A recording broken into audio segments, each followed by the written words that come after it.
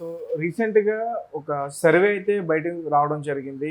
ఆ సర్వే చూసిన తర్వాత చాలామంది కూడా షాక్ అవుతుంటారు. ఎందుకంటే ఐపాక్ సర్వే ఈ సంస్థ ఓన్లీ జగన్మోహన్ రెడ్డికి ప్రోగానే పనిచేస్తారు. అది కూడా సజ్జల రామకృష్ణారెడ్డికి చెందిన వాళ్ళే వర్క్ చేస్తున్నారని కూడా అందరికీ తెలిసిందే. సో అలాంటి సర్వే నుంచి ఈసారి కూటమి గెలుస్తుందనేది బయటకొచ్చింది. సో దాని గురించి. ఇప్పుడు ఈ ఐపాక్ సర్వే ఏదైతే ఉందోనండి, ఇది సజ్జల భార్గవరెడ్డి, సజ్జల రామకృష్ణారెడ్డి గారి అబ్బాయి. హ్మ్. ఆ అబ్బాయి చూసుకుంటాడు. మీకు ఇటీవలే గుర్తుంటే వైజాగ్ వేదికగా సోషల్ ఇన్‌ఫ్లుయెన్సర్స్ ఎవరైతే ఉన్నారో వాళ్ళందరితో వాళ్ళు సమావేశం ఏర్పాటు చేశారు. చేసినప్పుడు ఒక ఆవిడ చాలా లెంగ్తీ క్వెషన్ అడిగింది. లెంగ్తీ క్వెషన్స్ అడిగితే జగన్మోహన్ రెడ్డి గారు ఆన్సర్ ఇవ్వలేరు కదా! ఆవిడ ఏమడిగారంటే, మీరు రాజకీయాల్లోకి రాకముందు ఎంటర్‌ప్రెన్యూర్‌గా ఉన్నారు. ఇప్పుడు రాజకీయాల్లోకి వచ్చాక మీ సంపద ఇంత పెరిగింది కదా! 780,00,00,000 మీరు ఇచ్చారు మీ అఫిడవిట్‌లోను. నేను కూడా ఒక ఎంటర్‌ప్రెన్యూర్‌ని. ఎట్లా ఇది సాధ్యమైంది? దీని గురించి చెప్పండి. మేము కూడా తెలుసుకుని మేమందరం కూడా గొప్పవాళ్ళం అవుతామని అడిగింది ఆవిడ. అడిగితే ఆయనకు అర్థం కాలే. So she started again and again she started asking అనమాట. ఆయన తెల్లబోయాడు. అప్పుడు ఈ ఐపాక్ అతను ఎవరు, ఈ భార్గవరెడ్డి ఎవరైతే ఉన్నాడో అతను మైక్ తీసుకుని, మేడం నేను చెప్తానని ఏం చెప్పాడు తెలుసా అండి? మీరు గూగుల్‌లో సర్వే చేసుకోండి. గూగుల్‌లో కొడితే వస్తుంది. మీకు అందులో వివరాలు ఉంటాయని చెప్పాడు. ఇతను ఒక సోషల్ మీడియాని రన్ చేస్తూ ఐపాక్ ద్వారా ఉన్న వ్యక్తి అనమాట. దాన్ని బట్టి అర్థమవుతుంది కదా అతను ఎలాంటి వాడో. ఇప్పుడు అదే ఐపాక్ నుంచి మనకి ఒక సర్వే బయటకు వచ్చింది. మీరు అసలు షాక్ తినే సర్వే. ఎవరు? వైసీపీ వాళ్ళు. వైసీపీ ఇంతకాలం భ్రమల్లో ఉంది. ఇప్పటివరకు మీకు తెలిస్తే ఒక 11 సర్వేలు వచ్చాయండి. 11 సర్వేల్లో ఎక్కువ శాతం మా తెలుగుదేశం కేవలం కూటమినే వచ్చింది. వైఎస్ఆర్‌సీపీ వాళ్ళే షాక్ అవ్వాలా? టీడీపీ వాళ్ళు కూడా షాక్ అవ్వచ్చా? టీడీపీ వాళ్ళకి ఆల్రెడీ నెగ్గుతా ఉంది. ఎందుకంటే అక్కడి నుంచి వచ్చింది కదా మేడం అదే నేను సర్వే. చెప్పేది. అదే అసలు షాక్ అవ్వక్కర్లేదు. తెలుగుదేశం వాళ్ళకి ఆల్రెడీ వాళ్ళు విన్ అవుతామని ఒక ఇదిలో ఉన్నారు కాబట్టి అది పెద్ద షాక్ అవ్వదు. ఇప్పుడు వైసీపీకి షాకు. ముఖ్యంగా జగన్మోహన్ రెడ్డి, సజ్జల అండ్ కో, రోజా గారు, అంబటి రాంబాబు గారు, కొడాలి నాని గారు, మహామహులు ఉన్నారు చూడండి. మన బుగ్గన రాజేంద్ర ప్రసాద్ గారు, తర్వాత ఇప్పుడు అవినాష్ రెడ్డి గారు, వీళ్ళందరూ షాక్ తోటి ఇదైపోయి ఉండాలి ఈ పాటికి. ఎందుకంటే ఇప్పటివరకు మనకు తెలిసి 11 వచ్చాయండి సర్వేలు. నిన్న ఆర్టీవీ సర్వే వచ్చింది. అది కూడా అంత తెలుగుదేశం కూటమికే ఎక్కువ హవానిచ్చింది. ఇవాళ ఒక అధికార పక్షానికి చెందిన ఒక సర్వే రావటం అనేది బహుశా విచిత్రమేమో రాజకీయాల్లో. ఇదొక వింతలు విడ్డూరాల్లో ఒకటిగా చెప్పుకోవాలి. వీళ్ళు ఎలా ఇచ్చారంటే, ఎమ్మెల్యే సీట్స్ తీసుకుంటే తెలుగుదేశానికి 102 వస్తాయటండి. 18 జనసేనకు వస్తాయట. అంటే వాళ్ళు 21 సీట్లు కదా. వీళ్ళు 144కి 102 వీళ్ళకి. వాళ్ళకి 21 సీట్లకి 18 వస్తాయి. వాళ్ళకి 10 ఇచ్చారు. ఎవరికి? మన బీజేపీకి. అందులో 3 వాళ్ళు నెగ్గుతారట. సో టోటల్ 123 అని ఇచ్చింది ఐపాక్ సర్వే ఎమ్మెల్యే సీట్స్. ఇంకా ఎంపీకి వచ్చేసరికి వీళ్ళకి మొత్తం 25 కదండి. 25లో 6 ఎవరు? మన వైఎస్ఆర్సీపీకి వస్తాయట. అంటే అక్కడ 123 పోతే 125 వేసుకోండి అందాజా. 50 సీట్లే వస్తాయి అక్కడ వైసీపీకి ఎమ్మెల్యేవి. ఇక్కడ ఎంపీ సీట్స్ వచ్చి మొత్తం వీళ్ళు ఎంత 19 సీట్స్ వస్తాయి వీళ్ళకి. సో జనసేన 2 నెగ్గుతుంది 19లో. ఒకటేమో అనుకుంటా బీజేపీ. 3 పోతే 16 తెలుగుదేశానికి వస్తాయి. అది వాళ్ళు ఇచ్చిన సర్వే. సో వీళ్ళు 6 బీజేపీకి ఇచ్చినట్టున్నారు ఎంపీ సీట్స్. 2 జనసేన తీసుకుంది. సో 8 పోతే 17. 17లో 16 వస్తాయంటే చాలా బాగా వచ్చినట్టు. 100% ఆల్మోస్ట్ 98% వేసుకోవచ్చు మనం. సో ఈ రకంగా ఉందండి సర్వే. మనం ఏది చూసుకున్నా కూడా ఇప్పుడు వాళ్ళకి ప్రతి ఒక్కటి నెగిటివ్ కొడుతుందండి వైసీపీకి.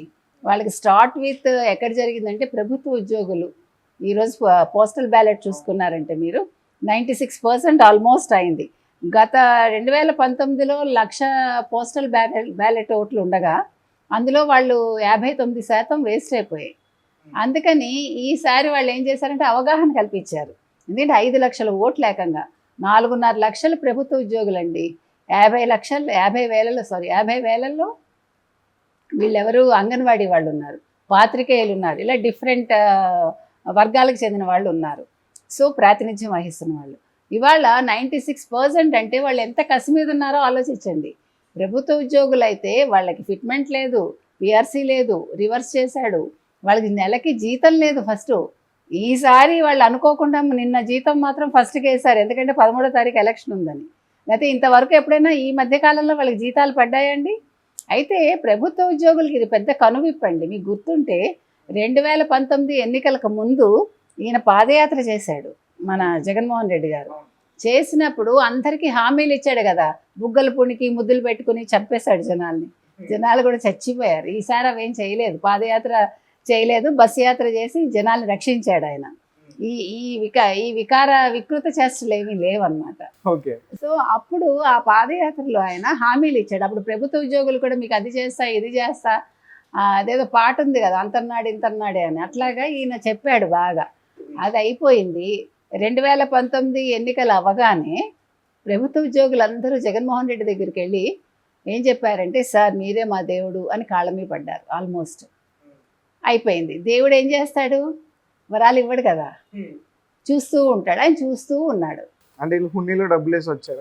వీళ్ళు రివర్స్ వీళ్ళు వెయ్యాలి, వీళ్ళకి జీతాలు రావు, వీళ్ళు హుండీలో డబ్బులు వేయాలి. అది జరిగే పని. ఇప్పుడు జరుగుతున్నది అది కదా, మొత్తం మీకు 5 ఏళ్లలో జరిగింది అదే.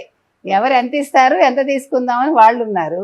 ఎక్కడికక్కడ ఊడ్చేశారు, తాకట్లు పెట్టేశారు. సెక్రటరీ తాకట్టు పెట్టిన ఒక ముఖ్యమంత్రిగా చరిత్రలో నిలిచిపోతాడు ఆయన. ఇంకేం మిగిలిపోయాయో మనకు తెలీదు. మొత్తం ఊడ్చడం అయితే అయిపోయింది. సో ఇప్పుడు ప్రభుత్వ ఉద్యోగులకు కనువిప్పు కలిగి వాళ్ళకి బుద్ధి వచ్చి ఈసారి పోస్టల్ బ్యాలెట్ ఓట్ల ద్వారానే వాళ్ళు ఓట్ చేయాలని అనుకున్నారు. ఎందుకంటే వాళ్ళు నియోజకవర్గాలకు వెళ్ళారనుకోండి, వైసీపీ వాళ్ళ ఆగడాలు మీకు తెలుసు.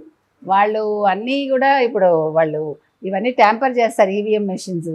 లేదు వాళ్ళ మనుషులుండి నువ్వు బలవంతంగా ఓటు వేయించవచ్చు, లేదు ఆల్రెడీ వీళ్ళ ఓటు వేరేవాడు వేసేసి కూడా ఉండొచ్చు. Anything may happen.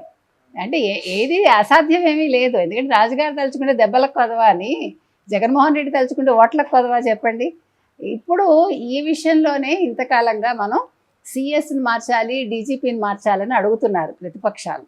ఎందుకంటే డీజీపీ వాళ్ళ మనిషే, సిఎస్ రెడ్డి కమ్యూనిటీయే, వాళ్ళ సామాజిక వర్గానికి చెందినవాడు. తర్వాత నిన్నటి వరకు ఇంటెలిజెన్స్ బ్యూరో కూడా వాళ్ళ కమ్యూనిటీనే.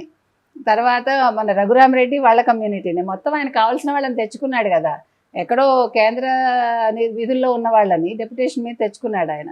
యాక్చువల్లీ వాళ్ళలో చాలా జూనియర్స్ కూడా ఉన్నారు, కానీ వాళ్ళకు ఉన్నత పదవులు ఇచ్చి తీసుకొచ్చాడు ఆయన.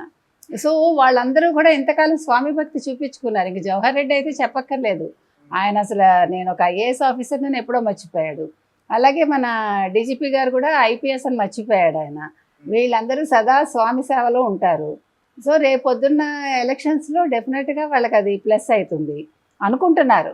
కాకపోతే ఇప్పుడు కేంద్ర ఎన్నికల సంఘం ఏమందంటే కొన్ని ఏమంటారు గొడవలు జరిగే ప్రాంతాలు గుర్తించి కేంద్ర బలగాలు పంపుతామని డిసైడ్ అయింది. ఏది ఏమైనా ఈసారి మాత్రం అసలు వైసీపీకి ఊహించింది ఏంటంటే ఐపాక్ సర్వే. ఐపాక్ వాళ్ళు ప్రతిపక్షం నెగ్గుతుంది అని చెప్పటం అనేది వింతే. సో ఇది ఎంత వింతైనప్పటికీ మేడం, ఇలాంటి ఒక విషయాన్ని బయటికి రానిచ్చారనే విషయం ఎలా అర్థం చేసుకోవాలి? అంటే జాగ్రత్త పడాల్సింది వాళ్ళే, జాగ్రత్త పడే ఉంటారండి. ఎనీథింగ్ మే పాసిబుల్ కదా.